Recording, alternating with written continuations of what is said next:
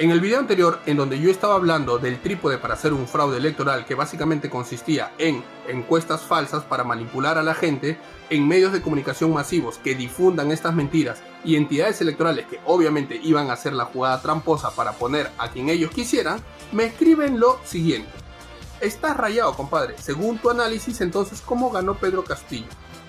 Las elecciones del año 2021 fueron las elecciones más descaradamente fraudulentas que han habido en la historia del país, así que no vas a entenderlo con métodos tradicionales.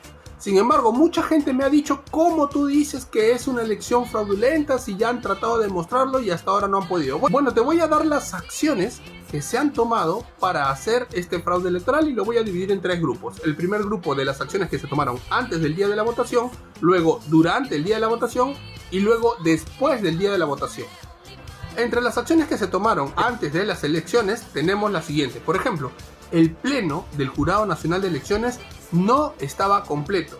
Quien presidía ese pleno, Jorge Luis Salas Arenas, quien era un zurdo defensor de terrucos en su juventud, quien era obviamente puesto por Martín Vizcarra y era amigo de la caviarada y de la zurdería, ese tipo tenía voto doble.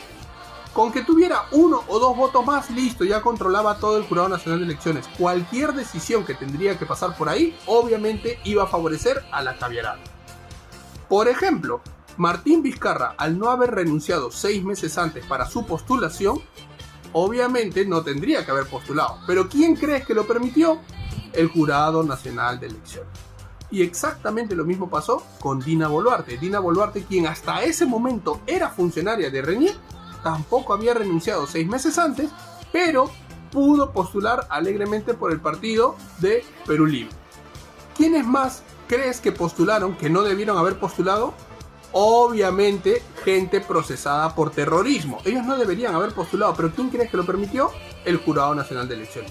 Por ejemplo, una figura emblemática de este grupo sería Bermejo. Sí, él ahorita está preso por terruco, pero en ese momento era un padre de la patria. ¿Por qué? Porque lo permitió el Jurado Nacional de Elecciones.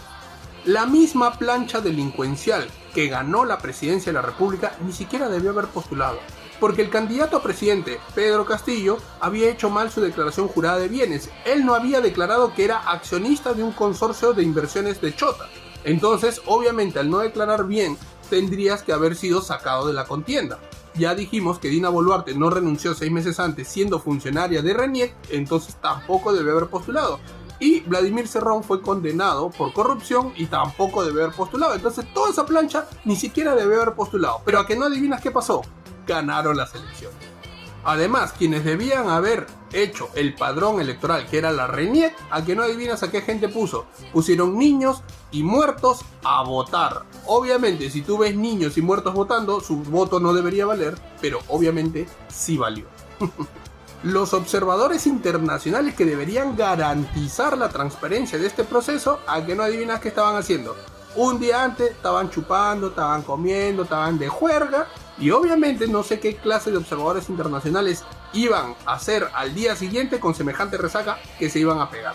Entonces, obviamente ellos ya tenían la idea de que todo iba a pasar bien y que no iban a observar nada. Así que ni siquiera teníamos a la parte extranjera de nuestro lado. Ahora voy a hablar de las acciones que se tomaron durante las elecciones, que esto también es bastante vergonzoso. Por ejemplo, tenemos que el voto electrónico se hizo con un software traído directamente desde la República, ejemplo de democracia de Venezuela. Claro, la Venezuela chavista, esta que te hace fraude y que es básicamente una dictadura, esa Venezuela te puso el software para hacer un fraude electoral.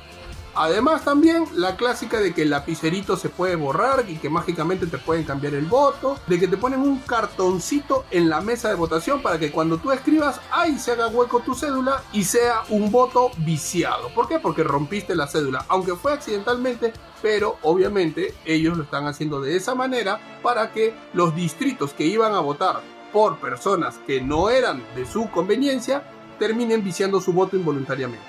Hubo harta suplantación de identidad, porque ¿qué crees? Los votos de los niños y de los muertos, claro que fueron a votar ese día, pero ellos no fueron a votar. Entonces, ¿quién fue a votar por ellos? Ahí está la suplantación. Además, teníamos miembros de mesa en lugares alejados en donde una sola persona era miembro de varias mesas. O teníamos mesas que eran presididas por familiares. el presidente de la mesa era familiar del vicepresidente, del secretario, y entonces al final teníamos personas de las mismas familias presidiendo varias mesas con sus nombres repetidos en varios lugares. ¿Eso te parece transparente?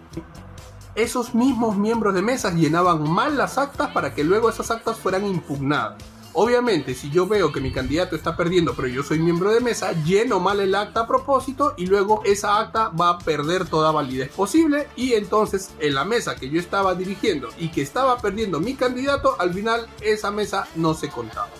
Digitadores cambiando los votos, actas falsas o llenadas previamente, presos votando, presos como miembros de mesa. Totalmente fraudulento todo lo que pasó en esas elecciones, pero esas fueron las elecciones presidenciales del año 2021. Y ojo, falta más. ¿Te acuerdas que por el tema del COVID pusieron horarios de votación para que la gente no se acumule? ¿A quiénes crees que pusieron en primer lugar? A la hora más temprana posible. A los viejitos. ¿Por qué? Porque sabían que ellos no iban a votar por el terrorismo, por la izquierda que ellos sí habían vivido. Entonces, como ellos no eran los votantes que ellos querían, los pusieron temprano porque sabían que las mesas no se arman tan temprano. Y entonces, ¿qué pasó? Los regresaron a su casa. Le dijeron, no te preocupes, no te vamos a cobrar. No importa, lo importante no es tu multa, sino es que no votes. Y obviamente un montón de viejitos que querían votar al final no pudieron votar porque las mesas se armaron muy tarde, y obviamente ellos estaban desde tempranito porque los viejitos sí son puntuales. Pero luego te dijeron de que esos horarios eran opcionales. Recuerdo así que incluso ese mismo día detuvieron a varias personas que ya tenían cédulas marcadas. Qué raro, ¿no? ¿Por qué la gente andaba con cédulas marcadas? Y bueno, luego de las elecciones también se tomaron algunas medidas para defender el fraude, pero no fueron muchas. Por ejemplo, cambiaron el plazo de las impugnaciones. Por ejemplo, la RENIEC se negó a validar las firmas. Por ejemplo, también la OMPE se negó a mostrar los planillones. Claro, donde estaba la prueba del delito no lo podían mostrar. Entonces ellos dijeron, no podemos mostrar los planillones porque hay información sensible.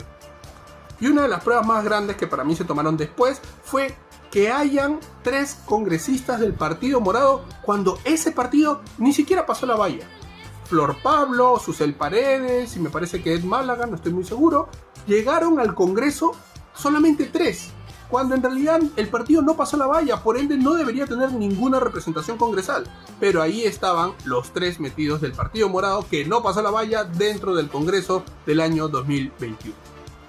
Así que señores, esas elecciones fueron demasiado fraudulentas como para tomarlas en serio. Pero si crees que esas elecciones fueron buenas, eres digno alumno de Pedro Castillo.